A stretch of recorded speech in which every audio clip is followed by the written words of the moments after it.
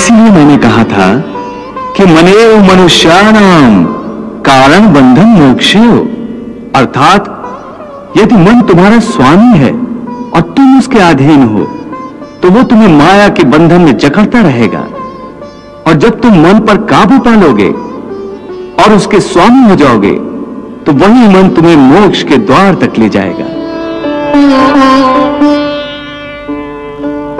हे मधुसूदन, यह कहना तो बहुत आसान है कि तुम मन पर काबू पा लो, मन के स्वामी बन जाओ, परंतु यही तो सबसे दुष्कर कार्य है। हे केशव, मन तो वायु की तरह चंचल है। जिस प्रकार बहती हुई हवा पर काबू पाना असंभव है, इसी प्रकार इस चंचल मन को अपने अधीन करना अति दुष्कर काम है। हे अर्जुन, तुम्हारा यह कहना सत्य है कि मन अति चंचल है, उसे अपने वश में करना बहुत मुश्किल है। मुश्किल है जनार्दन, असंभव है। नहीं अर्जुन, मुश्किल अवश्य है परंतु असंभव नहीं है। तुम्हारा कहना है कि मन को वश में करने का कोई तरीका, कोई साधन भी है? अवश्य है। क्या है वो तरीका?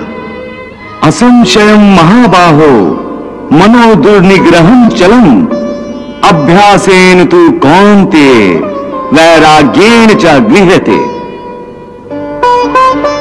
अर्थात मन को वश में करने के लिए उस पर दो तलवारों से प्रहार करना पड़ता है।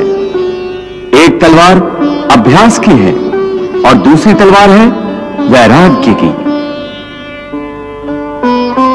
अभ्यास और वैराग्य? हां, अभ्यास और वैराग्य। देखो अर्जुन, अभ्यास का अर्थ है निरंतर अभ्यास। मन को एक काम पर लगा दो, वो वहां से भागेगा, उसे पकड़ कर लाओ, वो फिर भागेगा, उसे फिर पकड़ो, ऐसा बार बार करना पड़ेगा।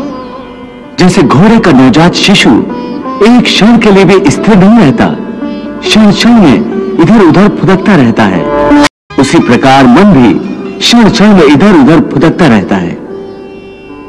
एक चंचल घोड़े की तरह मन भी बड़ा चंचल होता है, और ऐसे चंचल मन को काबू करना उतना ही कठिन है जैसे किसी मुंहजोर घोड़े को काबू करना। ऐसे घोड़े को काबू करने के लिए सवार जितना जोर लगाता है, घोड़ा उतना ही विरोध करता है और बार बार सवार को ही गिरा देता है। परंतु यदि सवार दृढ़ संकल्प हो तो अंत में वो सरकश घोड़े पर सवार हो जाता है। बस फिर वही घोड़ा सवार के इशारे पर चलता है।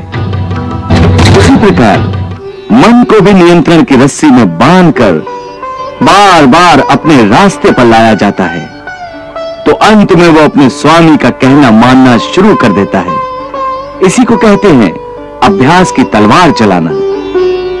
जब अभ्यास की तलवार से ही मन ठीक रास्ते पर आ जाए, फिर वह दूसरी वैराग्य की तलवार की क्या आवश्यकता है?